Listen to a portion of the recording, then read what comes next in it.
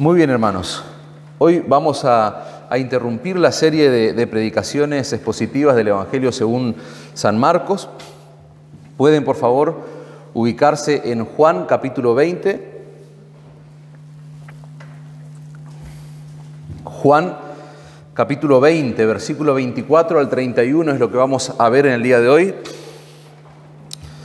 Hoy nos vamos a concentrar en el pilar fundamental sobre el cual descansa nuestra fe. Y es precisamente el evento glorioso que nosotros vemos en las Sagradas Escrituras y que es la resurrección de Cristo. La muerte de Cristo y su resurrección son dos eventos que marcan un antes y un después en la historia de la humanidad, podríamos decir. En ese periodo que nosotros encontramos, que se relata allí como la pasión de Cristo en los Evangelios, ese periodo que dura 3 días, nosotros podríamos decir que se trazó en ese periodo de tiempo una línea divisoria entre los que se salvan y entre los que se pierden. Y los eventos que ocurrieron allí claramente cambiaron la historia del mundo. Nosotros somos testigos por lo que estudiamos en la Escritura, pero también por lo que vemos y conocemos de la historia de la humanidad.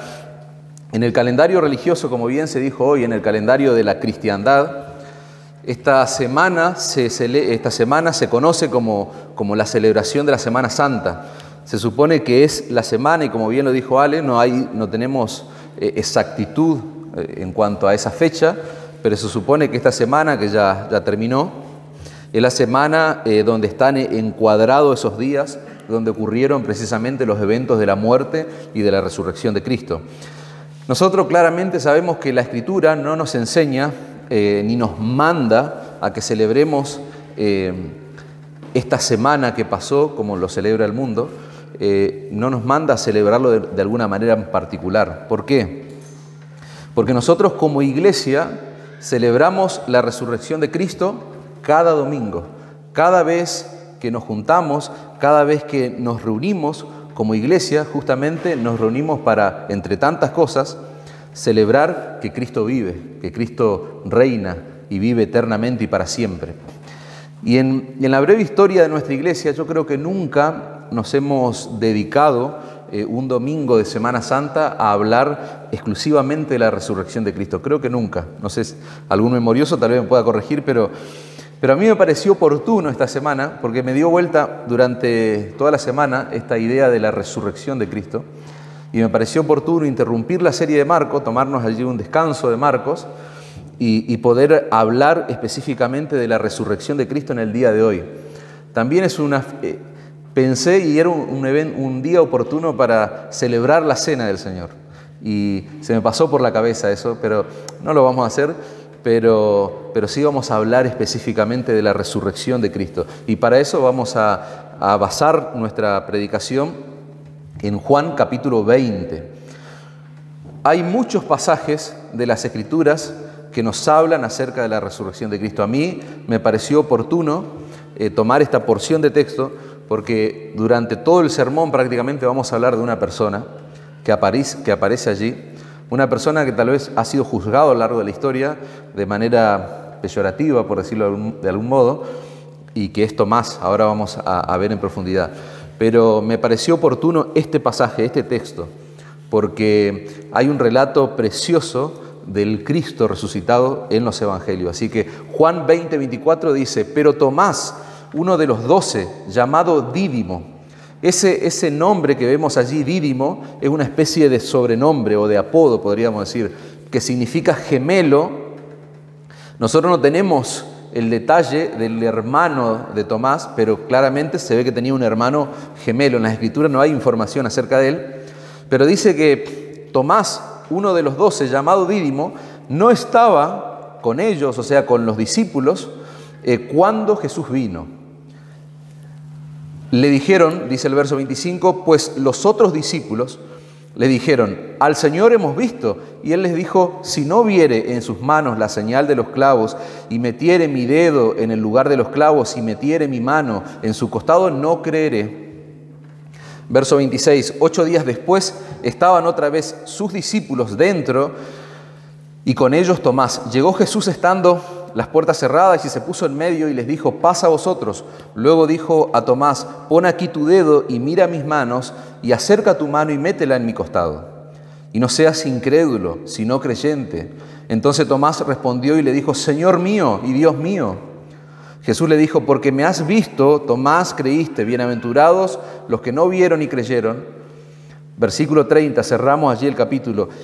Hizo además Jesús muchas otras señales en presencia de sus discípulos, las cuales no están escritas en este libro, pero estas se han escrito para que creáis que Jesús es el Cristo, el Hijo de Dios, y para que creyendo tengáis vida en su nombre. Amén.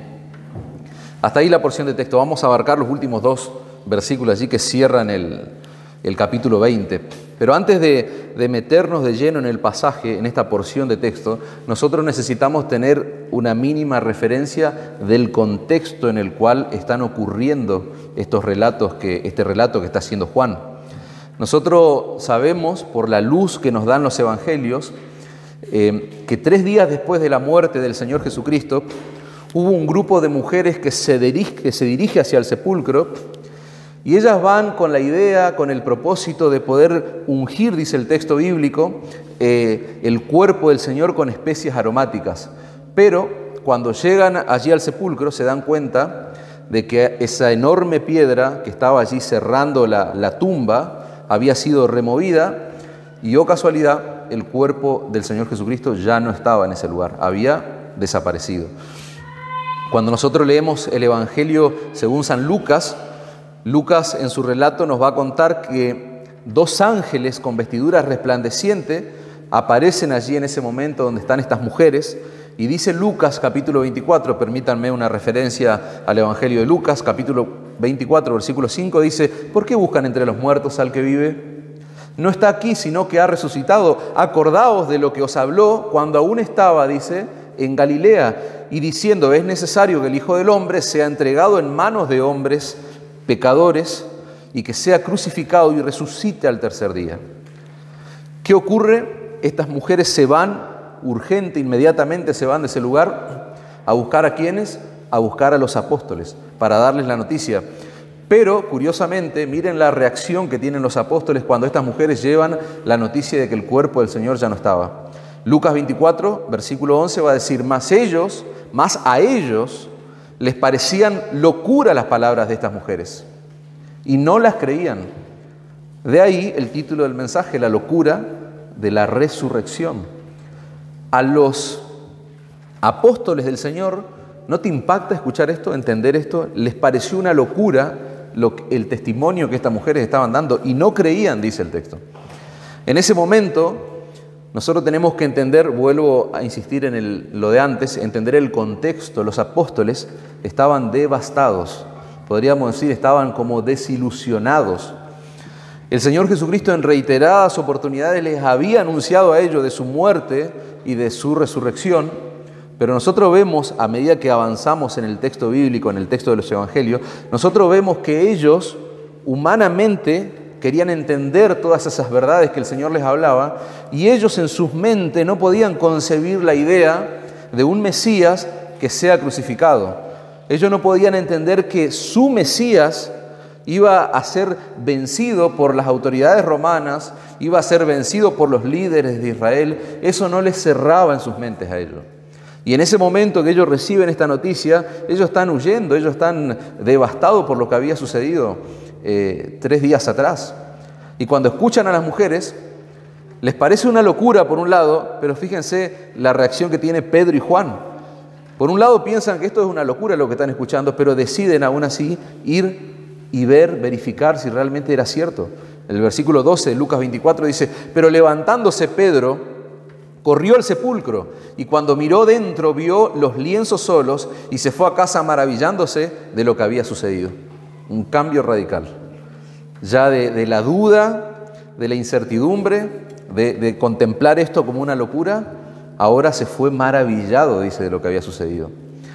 Y ese mismo día, el relato sigue de los evangelios, y nos muestran que ese mismo día, unas horas más tarde, el Señor se le va a aparecer a María Magdalena, después se le va a aparecer a Pedro. Pedro fue y vio la tumba vacía, pero posteriormente el Señor se le va a aparecer a Pedro, después se le va a aparecer a esos discípulos que dicen allí a los evangelios que iban camino a Emaús, y esa misma noche se le aparece al resto de los discípulos, como vemos en nuestro texto, el relato de Juan. Así que vamos a Juan 20, versículo 19, y seguimos profundizando en el contexto. Todavía no nos metemos de lleno a estudiar la porción. Dice el versículo 19, cuando llegó la noche de aquel mismo día, el primero de la semana, estando las puertas cerradas en el lugar donde los discípulos estaban reunidos por miedo de los judíos, vino Jesús y puesto en medio, les dijo: paz a vosotros. Y cuando les hubo dicho esto, les mostró las manos y el costado, y los discípulos se regocijaron viendo al Señor. Fíjense que los apóstoles, ellos habían abandonado al Señor Jesucristo durante su arresto. Dice el texto que ellos estaban escondidos por miedo a los judíos. Y encima dudaron de su resurrección cuando recibieron el testimonio de las mujeres horas antes. Sin embargo, dice el texto que el Señor se les aparece, no los confronta, no los amonesta, sino que hace un despliegue de su misericordia y los bendice, le dice: paz a vosotros. Y fíjense, les muestra las marcas en sus manos y en su costado. Fíjense qué hermosa reacción del Señor. Pero el texto que nosotros vamos a estudiar nos dice un detalle muy importante, que de todos esos discípulos, de todos sus discípulos, había uno que no estaba. Y ese era precisamente Tomás. Él no estaba presente en ese momento. No sabemos dónde estaba, no sabemos por qué no estaba allí. Muy probablemente también estaba devastado, estaba huyendo quizás. Pero cuando él llega allí a encontrarse con sus amigos, con sus hermanos, dice el texto que el Señor ya se había ido y los apóstoles le van a contar la semejante noticia. Y en el verso 25 de nuestro pasaje va a decir lo siguiente: le dijeron pues los otros discípulos: al Señor hemos visto. Y fíjense que esa palabra dijeron, que se usa allí en el verso 25, implica que de manera repetitiva ellos le están diciendo algo. O sea, da la idea de personas que están bajo un éxtasis, digamos. Ellos están repitiendo algo. O sea, el Señor está vivo, el Señor está con nosotros, el Señor vino, el Señor se nos apareció, el Señor estuvo aquí. Esa es la idea de dijeron. Y fíjense la reacción de Tomás, cómo él se resiste a creer. Dice el verso 25: si no viere en sus manos la señal de los clavos, y metiere mi dedo en el lugar de los clavos, y metiere mi mano en su costado, no creeré. Según los estudiosos del griego, lo que está haciendo Tomás allí en el texto original, lo que se escribe allí en el texto original, es una doble negación.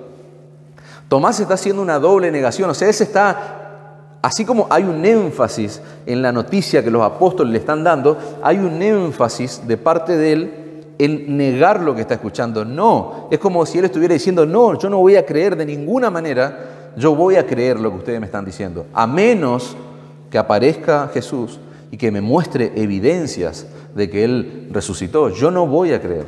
Hay una doble negación. Y Tomás tal vez no es consciente de lo que está diciendo, pero él está lanzando una especie de desafío al Señor con esas palabras, porque él en cierta manera está desafiando al Señor con su duda, con su incredulidad, podríamos decir. Fíjense que Tomás duda del relato que está escuchando, hay una desconfianza en él que lo lleva a no creer, pero lo que está haciendo Tomás no es muy diferente, no es diferente a lo que hicieron ¿quiénes? Sus compañeros, los que le están dando la noticia, el resto de los apóstoles.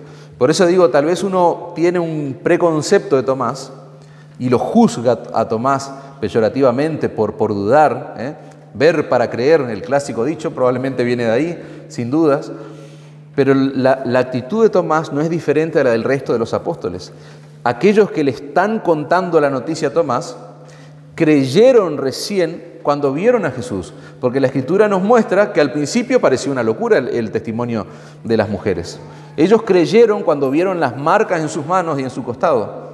Esa fue la evidencia que los convenció. y que los llevó a estar gritando, anunciando, el Señor está aquí, el Señor vive. En definitiva, hermanos, para mejorar un poco la imagen en nuestra mente de Tomás, todos dudaron. O sea, no podemos escandalizarnos por Tomás, porque él tuvo la reacción que básicamente tuvieron todos. Y una aclaración importante en cuanto a la duda de Tomás.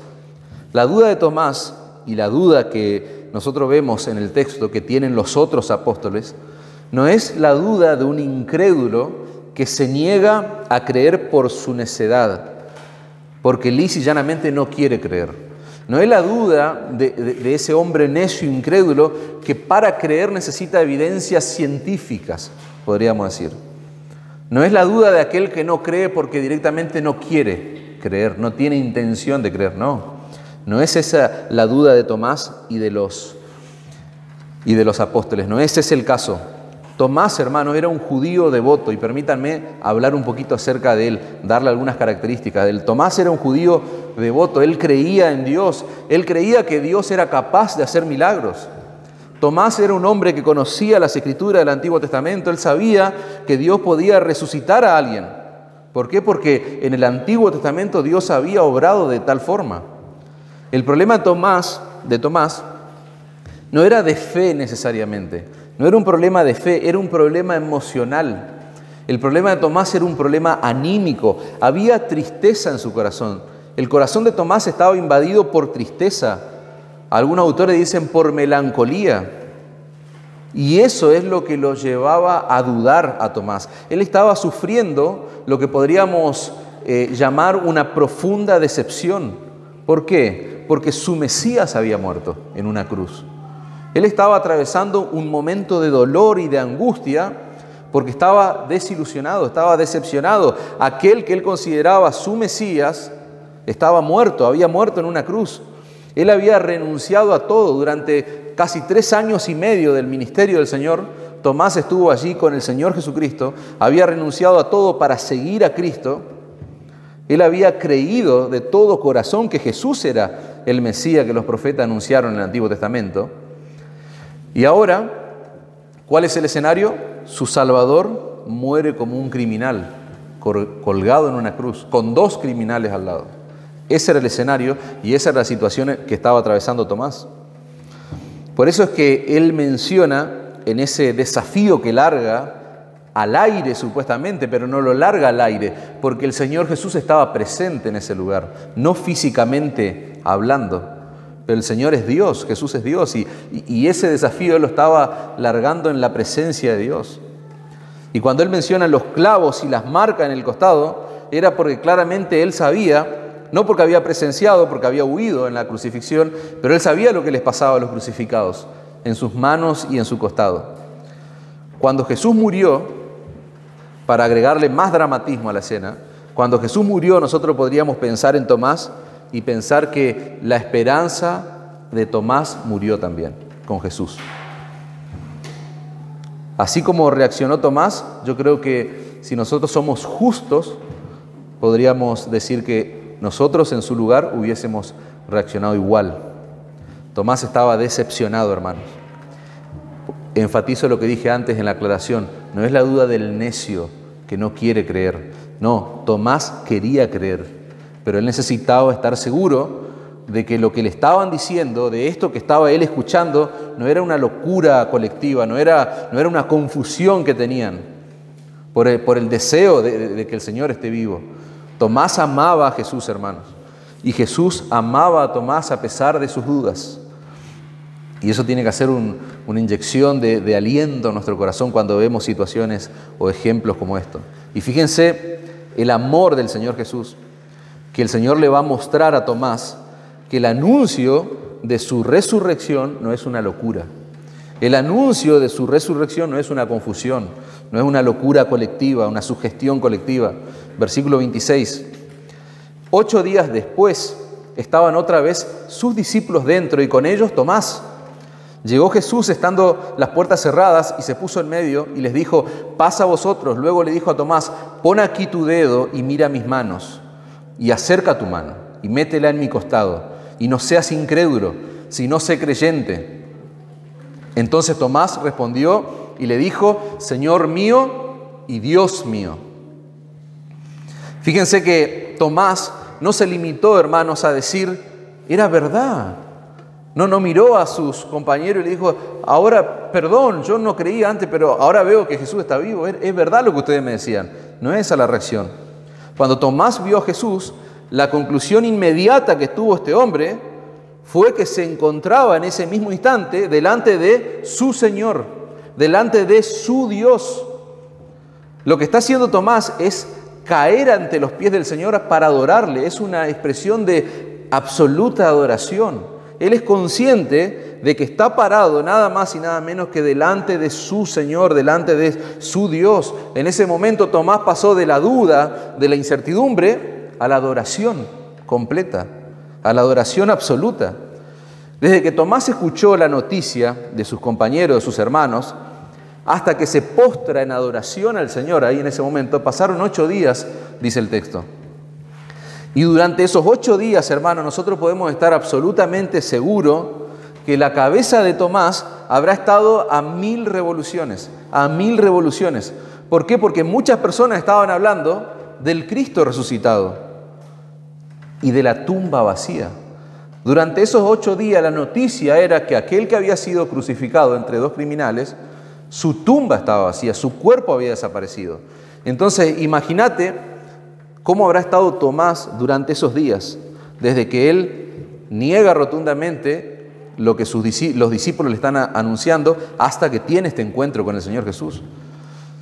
Tomás vivió muchas experiencias, hermanos, con el Señor Jesucristo durante su ministerio.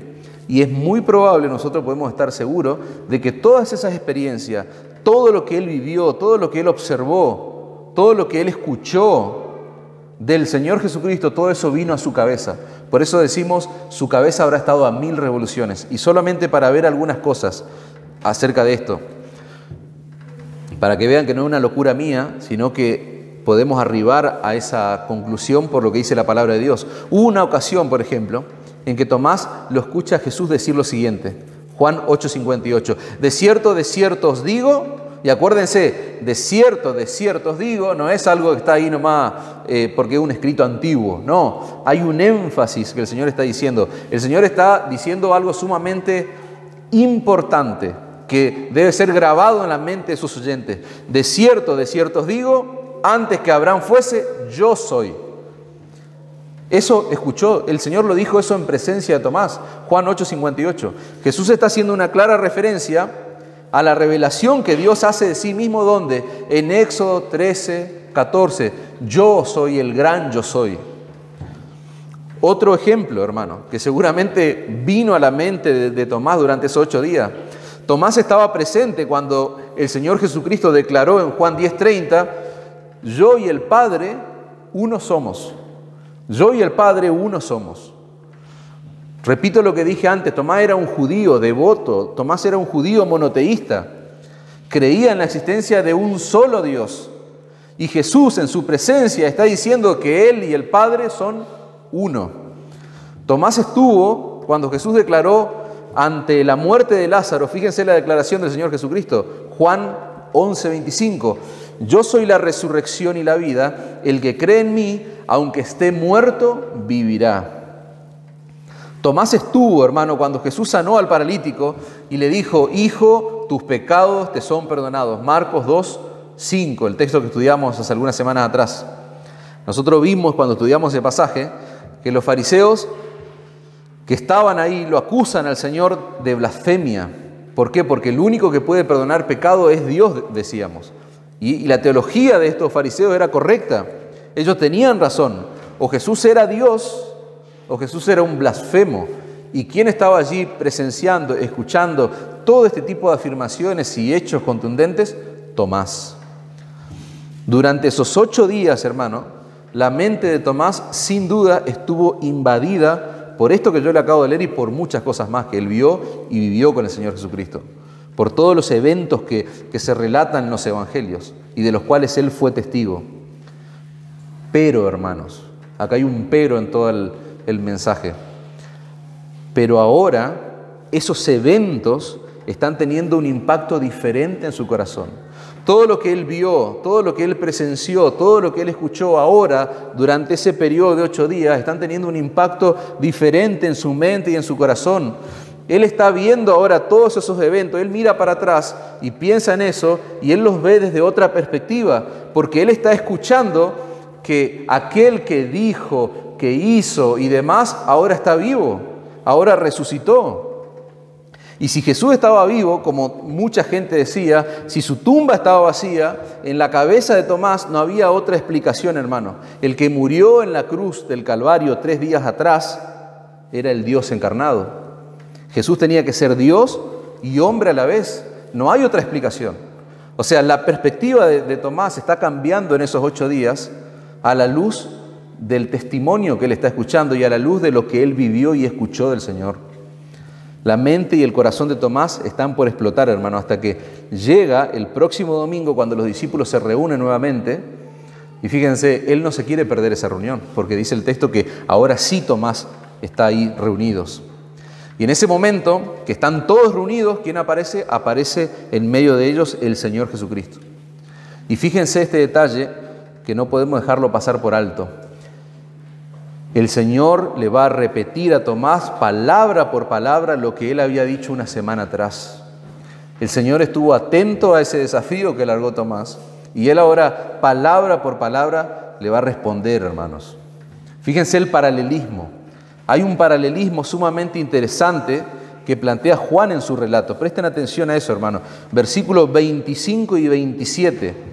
Hay un paralelismo que plantea Juan en el relato entre el versículo 25 y 27, hermano. Eso no es invención humana, eso es inspiración divina.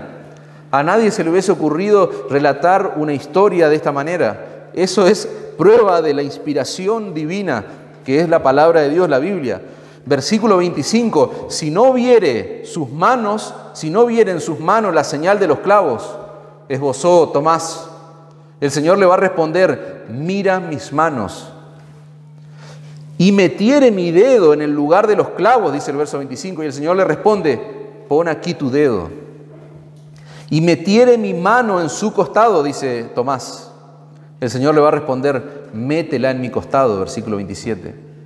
No creeré, dice Tomás en el verso 25, y el Señor le responde, no seas incrédulo, sino creyente.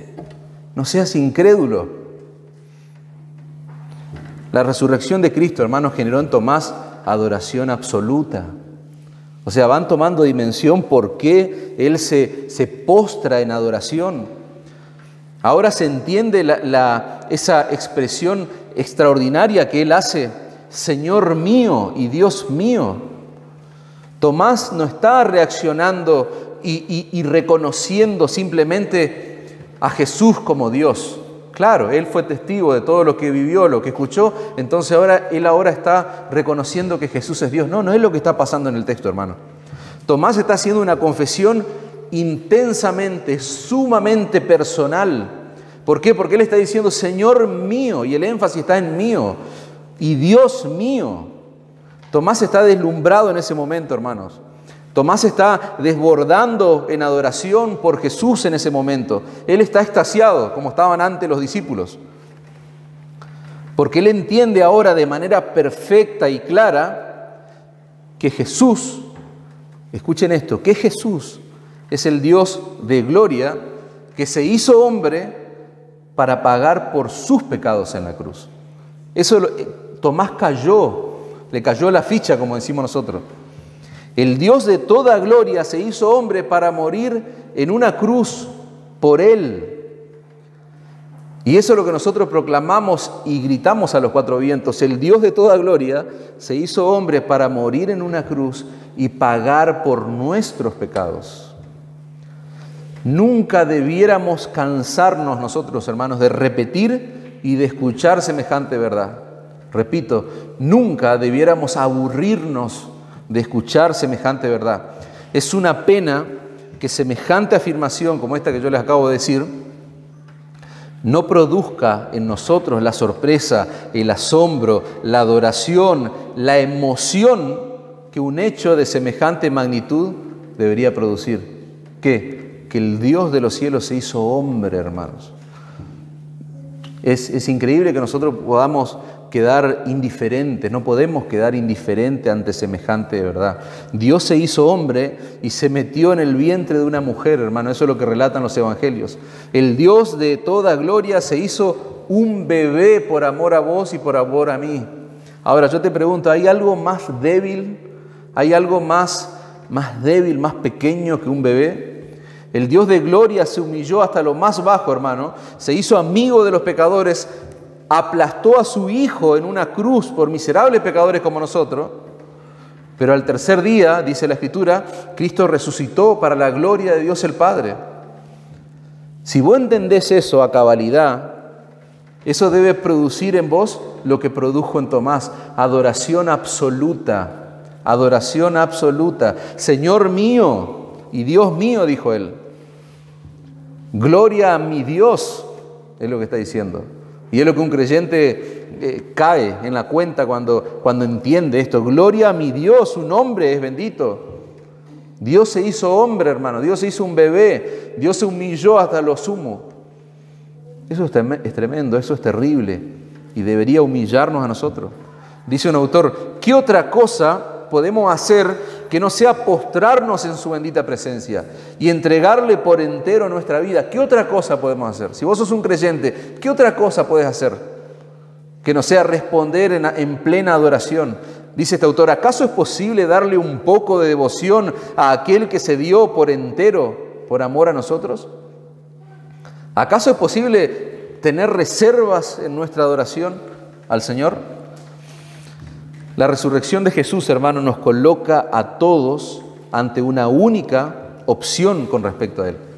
Repito, la resurrección de Cristo nos coloca a todos nosotros ante una única opción con respecto a Él. Caer postrados a sus pies y reconocerle como nuestro Señor y nuestro Dios. Señor mío y Dios mío, decía Tomás. Y eso es lo que nosotros debemos hacer, reconocer a Cristo como nuestro Señor, como nuestro Dios. Si nosotros tuviéramos que parafrasear la confesión de Tomás, Señor mío y Dios mío, Tomás estaría diciendo algo así: Señor, tú eres mi amo, tú eres mi dueño, tú eres el único objeto de mi adoración, el único objeto de mi confianza. Señor, tú eres mi obediencia, el único objeto de mi obediencia, de mi amor. Yo me someto por entero a tu señorío, es lo que está diciendo Tomás. Si vos no tenés a Cristo, vos no tenés nada. Pero si Cristo es tu Señor y tu Salvador, tenés todo lo que necesitas. Cristo es suficiente, hermanos. Nosotros no debemos pretender encontrar ningún deleite en este mundo fuera de Cristo. Cristo es todo. Él es tu Señor, si vos sos un creyente. Él es tu Dios. Amén. Tomás y los discípulos creyeron porque vieron a Jesús resucitado. Es lo que estamos aprendiendo del texto. Pero ese diálogo, Juan no lo va a terminar ahí en el verso 28. Ese diálogo no termina en el versículo 28, sino que Juan sigue su relato en su evangelio. Y eso nos va a dar paz a nosotros, nos va a traer tranquilidad. ¿A quiénes? A aquellos que no tuvimos la posibilidad de ver a Cristo resucitado.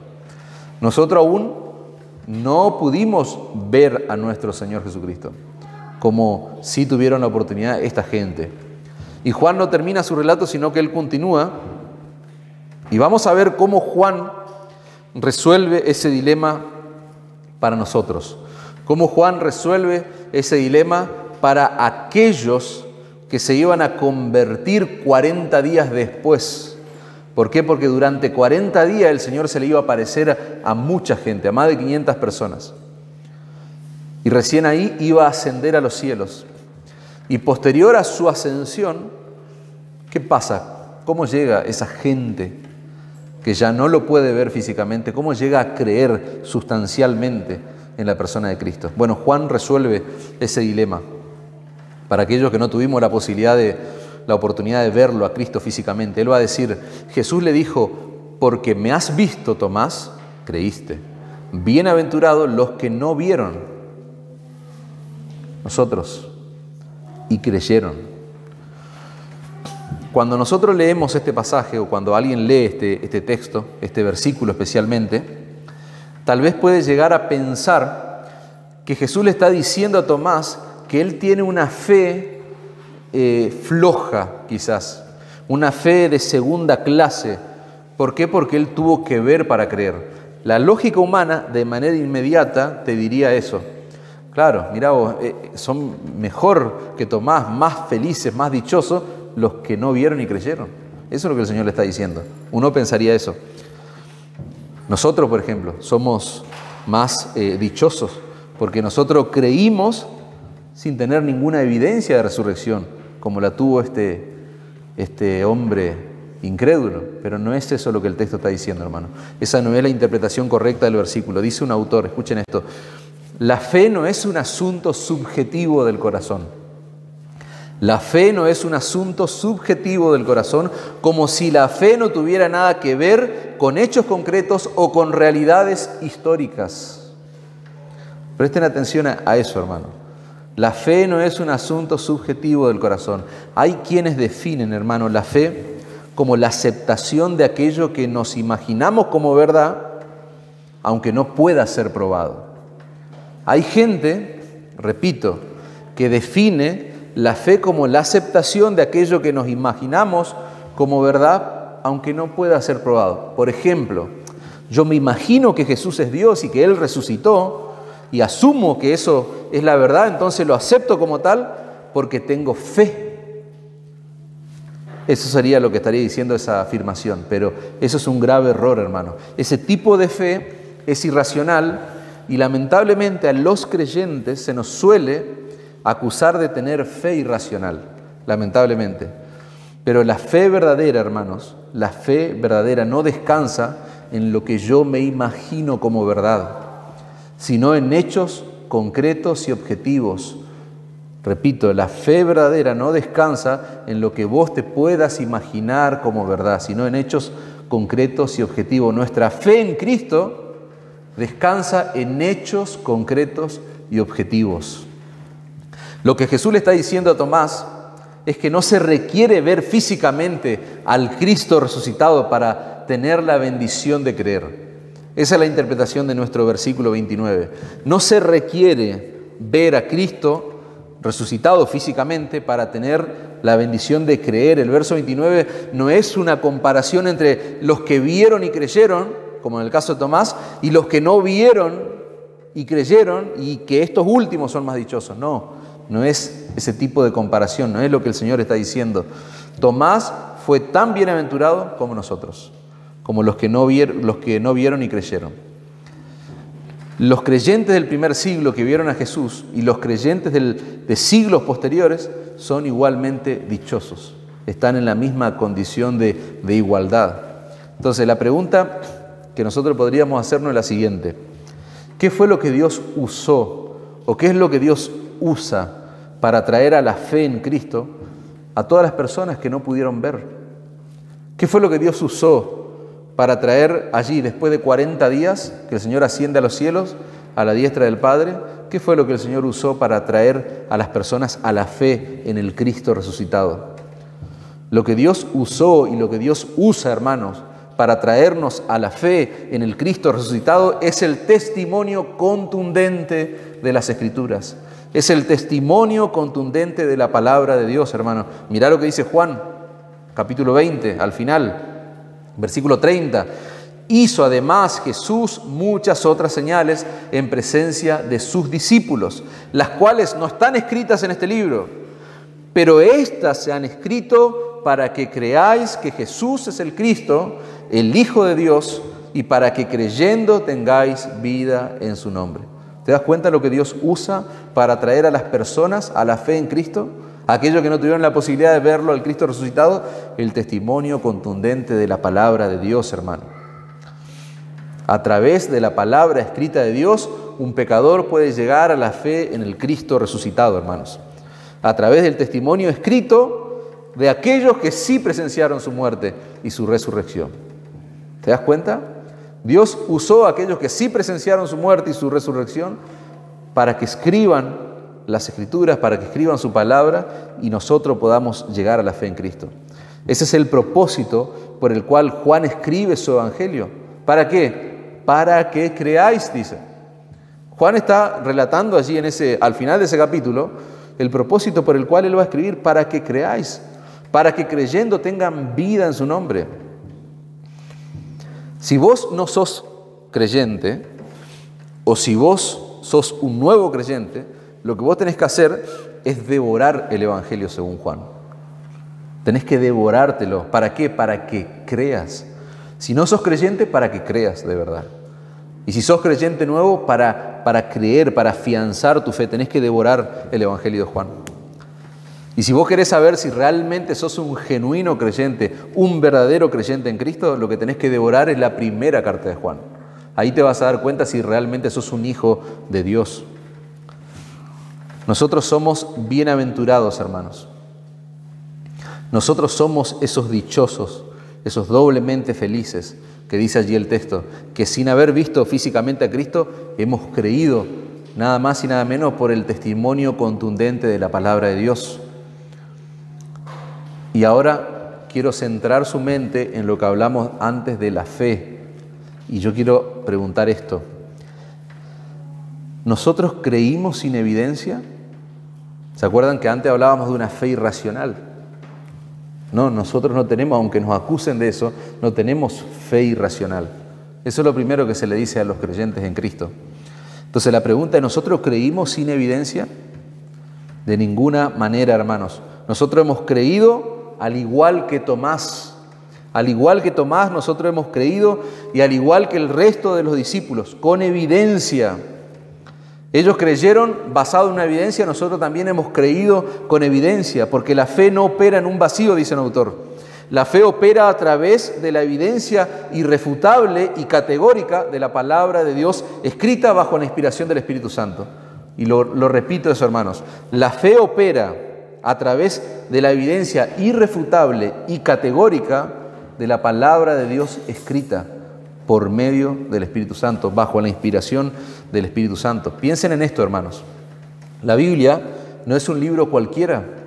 La Biblia no es un libro cualquiera. La Biblia contiene 66 libros, 39 libros en el Antiguo Testamento, 27 libros en el Nuevo Testamento, sin ningún error histórico, sin ninguna contradicción interna.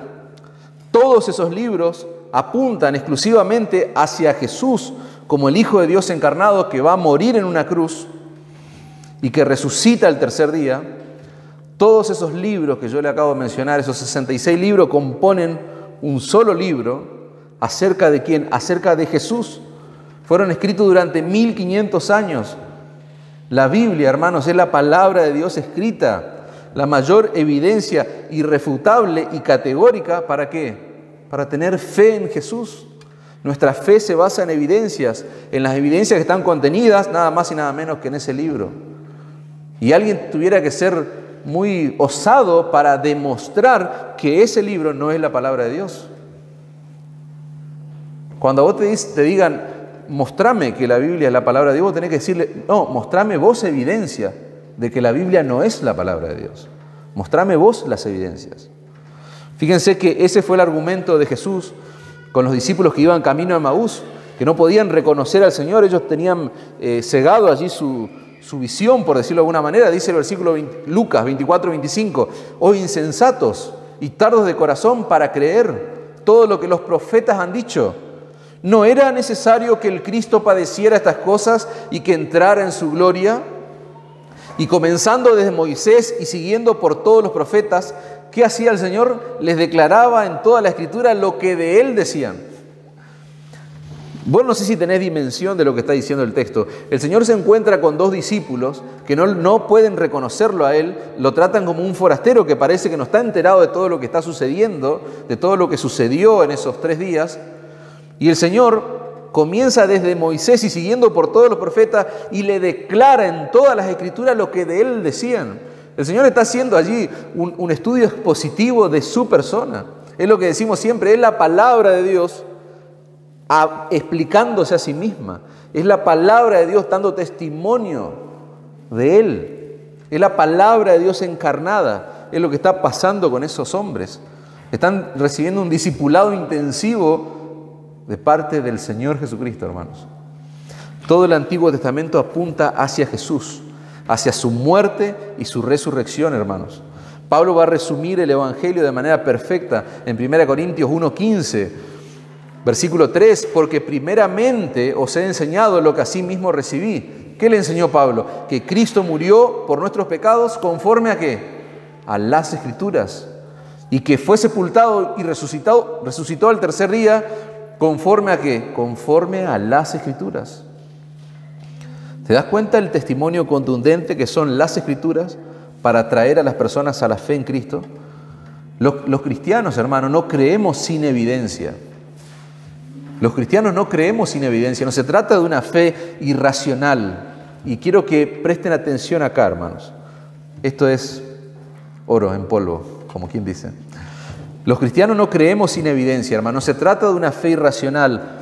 Aunque no son las evidencias en sí mismas las que producen fe en nosotros. Ojo, no tenemos una fe irracional, pero no son las evidencias lo que produce fe en nosotros, sino la obra del Espíritu Santo en nuestros corazones. Es la obra del Espíritu Santo lo que produce fe en nosotros. ¿Usando qué cosa? Usando el poder de la palabra de Dios que contiene las evidencias. Ojo ahí, presten atención a eso, lo repito para que quede claro, para que no se vayan de este lugar creyendo que nuestra fe se basa nomás en evidencias y listo. No es una fe irracional. No creemos sin evidencia, eso es cierto. Pero las evidencias no es lo que producen fe en nosotros, sino la obra del Espíritu Santo en nuestros corazones. Es una fe que la produce Dios en nuestros corazones. ¿Y qué va a usar Dios? Va a usar el poder de su palabra. ¿Qué va a usar el Espíritu Santo? El poder de la palabra de Dios. ¿Y qué hay en la palabra de Dios? Están las evidencias contundentes, categóricas e irrefutables de que nuestro Señor murió en la cruz y al tercer día resucitó. En la palabra de Dios, hermanos, en la palabra de Dios, en la Biblia y aún en la historia secular, tenemos el poderoso testimonio de la tumba vacía. No solamente la Biblia habla de la tumba vacía, la historia de la humanidad, la historia secular, también habla de que la tumba de Cristo está vacía. Y quiero que piensen en esto rápidamente. Los romanos y los judíos podían haber destruido muy fácil la fe en Jesús. La fe en Cristo podía haber sido destruida pura y exclusivamente ahí, de inmediato, por los romanos y los judíos. ¿Cómo? ¿Cómo podía haberse destruido la fe en Jesús? Mostrando el cuerpo muerto de Jesús. Mostrando el cuerpo muerto del Señor Jesucristo podían haber destruido, se podía haber derrocado allí la fe en ese blasfemo, pero no pudieron, hermanos. No pudieron porque 3 días después de su muerte el cuerpo ya no estaba allí. Y hay evidencias, hay personas que fueron y lo vieron y no lo encontraron. Jesús resucitó, hermano. ¿Y saben qué? Gracias a que los romanos y los judíos no pudieron destruir la fe en Cristo. ¿Por qué? Porque Él resucitó. Ahora toda la bendición de su resurrección es nuestra por medio de la fe. Es nuestra.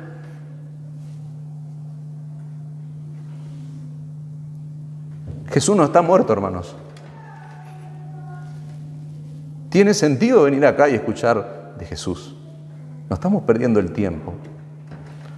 No estamos perdiendo nuestra vida. Al contrario, estamos ganando la vida. Jesús está vivo, hermanos. Esa es la exclusividad del Evangelio. Por eso no podemos reconocer que alguien puede ser salvo de otra forma. Aparte de la fe en Jesús, somos bienaventurados, hermanos. Somos bienaventurados. Somos dichosos porque Cristo resucitó. Todos nuestros pecados fueron perdonados. Todos.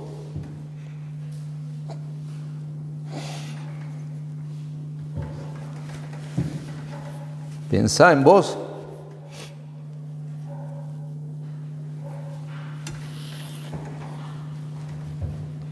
Primera Corintios 15, 14 dice: si Cristo no resucitó, vana es nuestra predicación, vana es nuestra fe.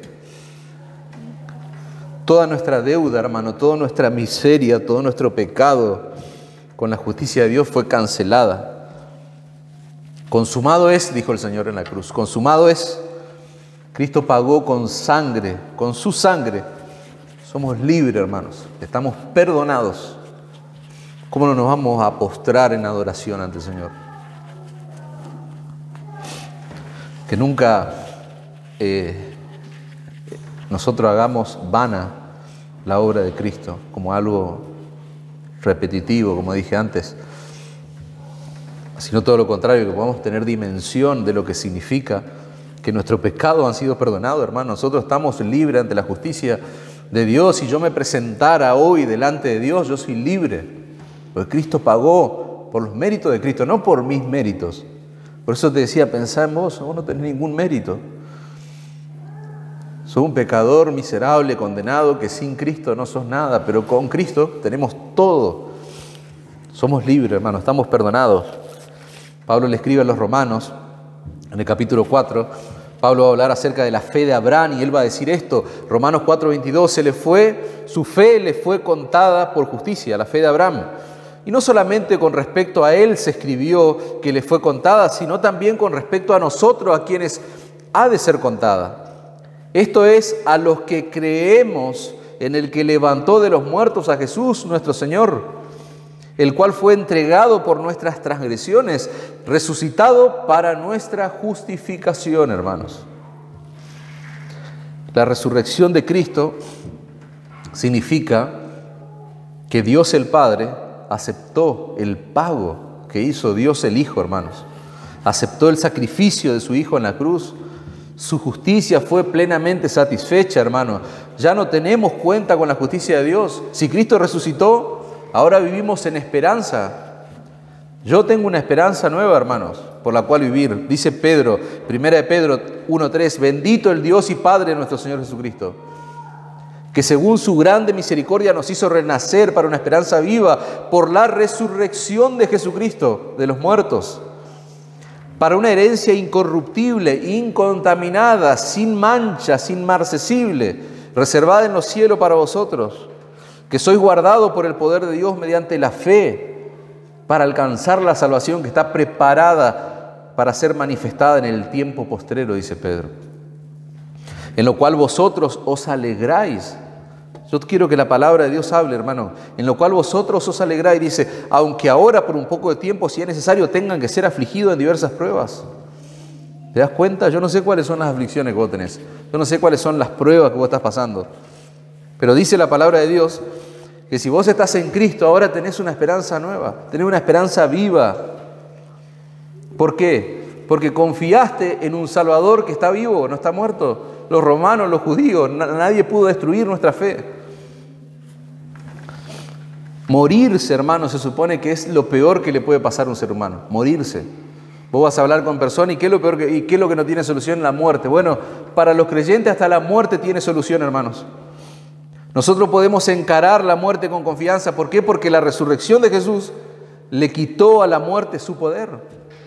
El hecho de que Cristo resucitó nos hace victoriosos a nosotros. 1 Corintios 15:54, y cuando esto corruptible se haya vestido de incorrupción y esto mortal, se haya vestido de inmortalidad, entonces se cumplirá la palabra que está escrita. ¿Qué dice la palabra escrita? Sorbida es la muerte en victoria. La muerte ha sido destruida, dice el lenguaje actual. La Biblia de las Américas dice, devorada ha sido la muerte en victoria. ¿En la victoria de quién? En la victoria de Cristo. Dice el verso 55, ¿dónde está, oh muerte, tu aguijón? ¿Dónde, oh sepulcro, tu victoria? Ya que el aguijón de la muerte es el pecado y el poder del pecado de la ley, más gracias sean dadas a Dios, que nos da la victoria por medio de nuestro Señor Jesucristo. Así que, hermanos míos amados, dice Pablo, estad firmes y constantes, creciendo en la obra del Señor siempre, sabiendo que vuestro trabajo en el Señor no es en vano. Amén. Muy bien.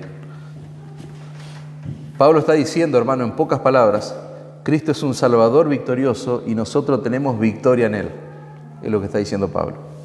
Cristo es un Salvador victorioso y nosotros tenemos victoria en Él. Él venció la muerte por medio de su resurrección y nos hace partícipes de su victoria por medio de la fe. Eso es lo que está diciendo el apóstol. Conclusión, hermanos.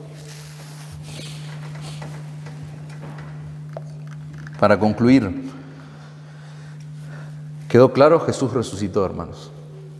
Jesús resucitó. Y eso es la mejor noticia para los creyentes. Sobre eso descansa nuestra fe, hermanos. Gloria a Dios por el Cristo resucitado. Pero para los creyentes es una buena noticia. Para los que no creen es una terrible noticia. Para los que no creen es una terrible noticia.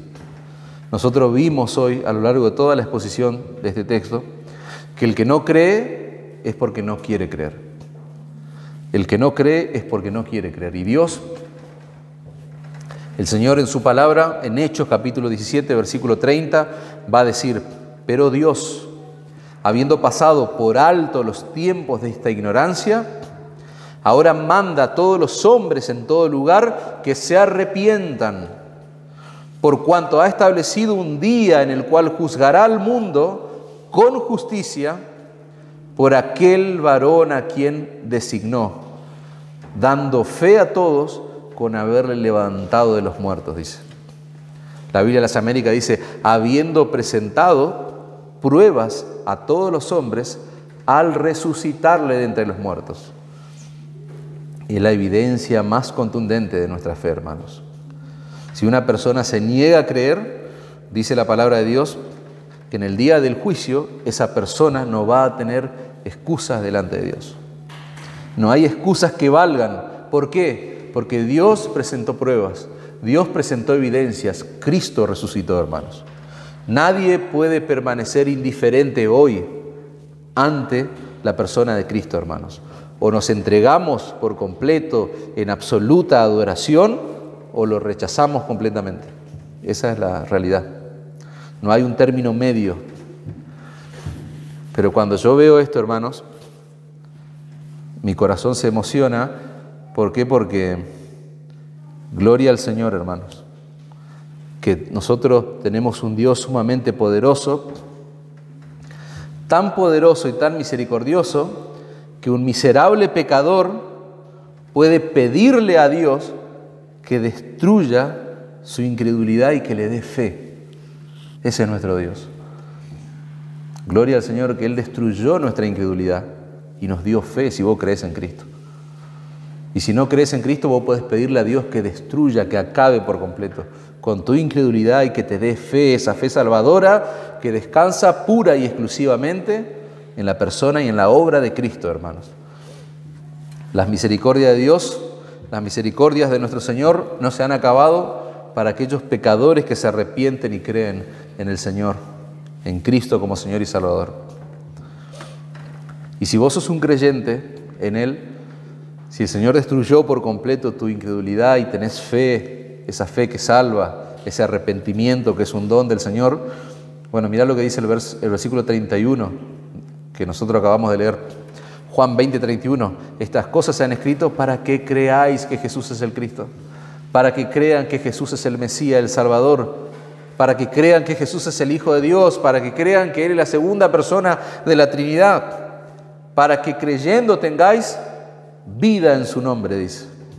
Juan capítulo 10, versículo 10 dice: yo he venido para que tengan vida y para que la tengan en abundancia. Juan 7:38 dice: el que cree en mí, como dice la Escritura, de su interior correrán ríos de agua viva. ¿Te das cuenta? Si sos un creyente, qué dichoso, qué bienaventurado que sos. Que el Señor nos ayude, hermanos, a vivir a la luz de la tumba vacía. Escuchen esto, que el Señor nos ayude a vivir a la luz de la tumba vacía, que hoy hemos hablado mucho de esa tumba vacía. Como creyentes, no como incrédulos. Como creyentes, no como incrédulos, hermanos. ¿Cómo? Sirviendo con gozo al Señor, a nuestro Rey, a nuestro Salvador. Pablo va a terminar allí el texto que leímos antes. ¿Cómo debemos vivir? Estando firmes, dice, constantes, creciendo en la obra del Señor siempre, sabiendo que nuestro trabajo en el Señor no es en vano. Amén.